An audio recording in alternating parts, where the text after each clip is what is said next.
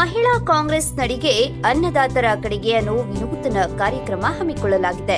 ಮೈಸೂರು ಜಿಲ್ಲೆಯಿಂದ ಮಹಿಳಾ ಕಾಂಗ್ರೆಸ್ ನಡಿಗೆ ಅನ್ನದಾತರ ಕಡೆಗೆಯನ್ನು ವಿನೂತನ ಕಾರ್ಯಕ್ರಮ ಆರಂಭಿಸಲಾಯಿತು.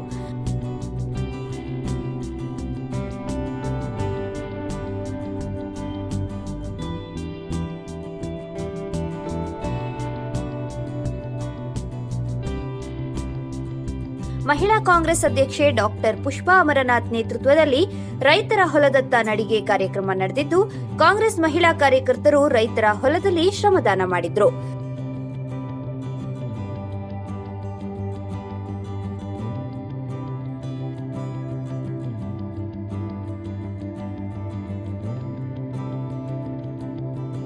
ರೈತರಿಗೆ ಸಾಥ್ ನೀಡಿ ಭತ್ತ ಮತ್ತು ರಾಗಿ ಕಟಾವು ಮಾಡಿದ್ದು, ಹೊಲದಲ್ಲೇ ಬೆಳೆದ ಉತ್ಪನ್ನಗಳಿಂದ ಜಮೀನಿನಲ್ಲೇ ಅಡುಗೆ ತಯಾರಿಸಿದ್ರು. ರೈತರ ಸಮಸ್ಯೆಗಳನ್ನ ಆಲಿಸುತ್ತಲೇ ಮಹಿಳಾ ಕಾಂಗ್ರೆಸ್ ಅಧ್ಯಕ್ಷೆ ಹಾಗೂ ಕಾರ್ಯಕರ್ತೆಯರು ಊಟ ಸವಿದ್ರು.